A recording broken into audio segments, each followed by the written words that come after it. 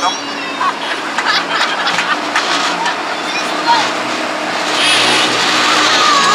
So gotta watch out for these kayakers out here.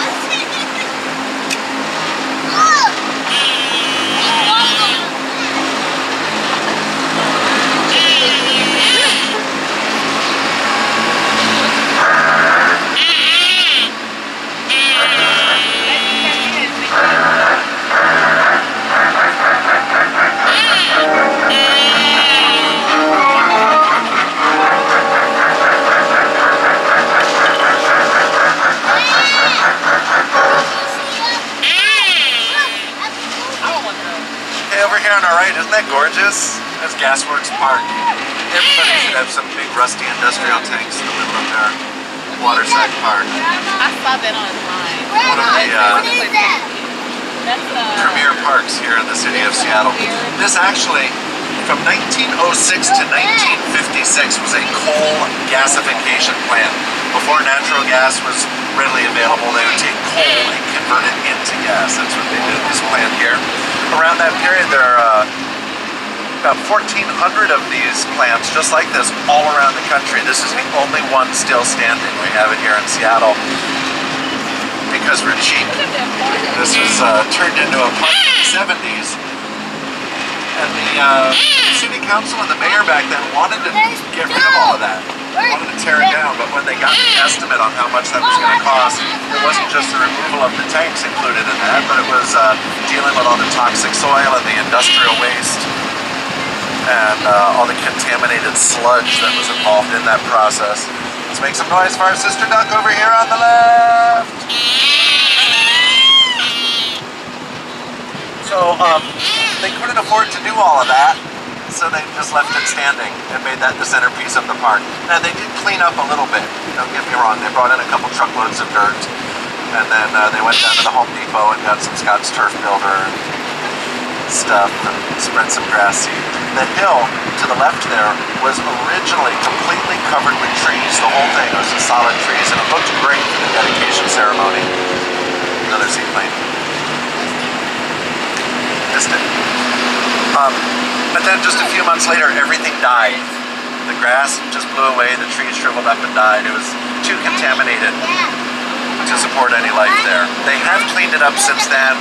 There is a word attached, Superfund site on a federal environmental cleanup, something fuzzy on the details. But they tell us it's perfectly safe to enjoy now.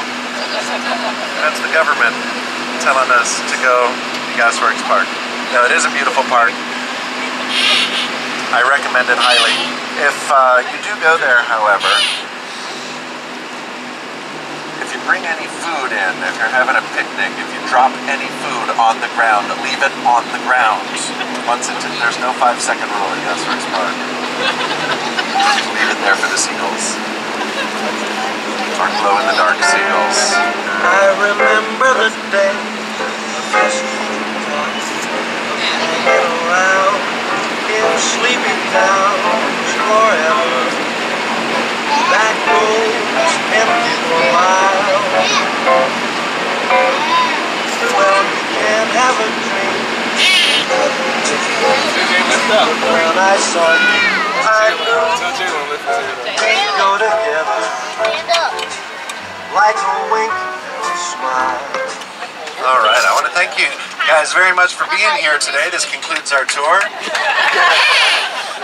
Watch your way back to the shore. Now, I brought you guys over here to show you the floating home that was made famous in the film Sleepless in Seattle. How many people have seen Sleepless in Seattle? Most of the women on it, a couple sensitive guys. It's all right. Did you drop your quacker? Let me see it. Did something fall overboard? Was it the quacker? Yeah, top end of a quacker. Is it floating? Oh, it broke. It broke. Oh. Okay, that's fine. We can get you another one when we get back, unless is it floating? If it's floating, we can probably get it. Maybe. But I don't see it. What's that? Yeah. Yeah, you probably don't. Even if we got it back, you probably wouldn't want to put it in your mouth after it's been in the way.